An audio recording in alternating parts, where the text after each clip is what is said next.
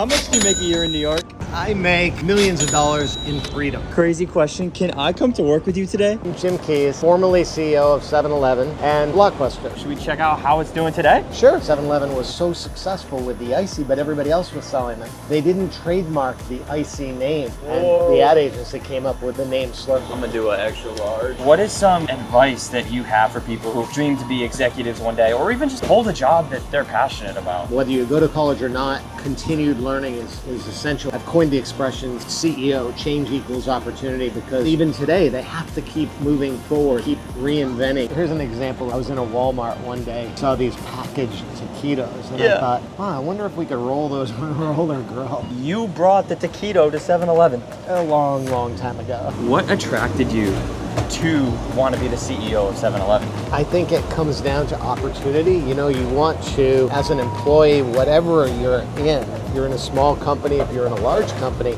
you would like to have a bigger and better opportunity to have a voice, to have a say in the future of that company. And so that was my driving force at 7-Eleven and at Blockbuster, to transform the company, to give it a better and brighter future. You're no longer the CEO. You didn't get fired, right? No, we sold the company Okay. in 2005. I grew up literally in like this 3-room shack with an outhouse and no running water. And I had a pretty troubled upbringing. I had a disrupted family and parents leaving and parents passing away and all that kind of stuff. So I learned this pretty young age, no one was going to take care of me if I didn't take care of myself. The more I learned, the more I was rewarded for it, and the more I could do. Education was my path to freedom, basically. What is one practical piece of advice that people can implement into their own lives? Overcome fear.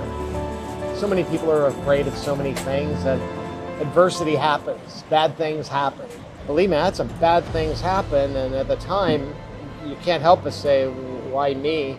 I just believed that I could do anything given enough time and enough effort, that I could overcome any situation. And some of the best opportunities I've had in my life came from the worst circumstances that I had to get through. Check this out. In the new and notable. There's only one left. What does it mean to you to have your own book on bookshelves across the country, across the world? Been fortunate to accomplish a lot of things in my life, but if I can help just one person that reads this book to do great things and unlock their true opportunity, that's my purpose. You want to go hide one? New York Public Library? Let's do it. I put $100 with the request that please read this and then share it with somebody else. I have $5. Yours is all crinkly.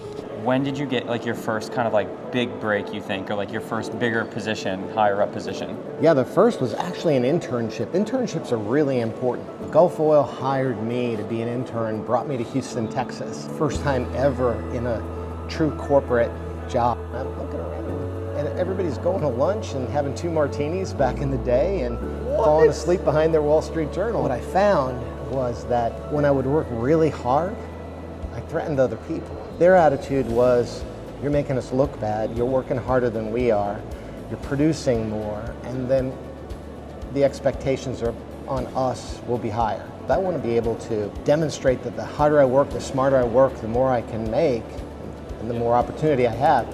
It was the inverse in that environment. I had the good fortune of having a lunch with the CEO and the chairman. They went around and asked everyone, what was your summer like? I was an idiot because I thought, well, they're not going to hire me anyway. I'm just going to tell them what I really think. So I told them that story.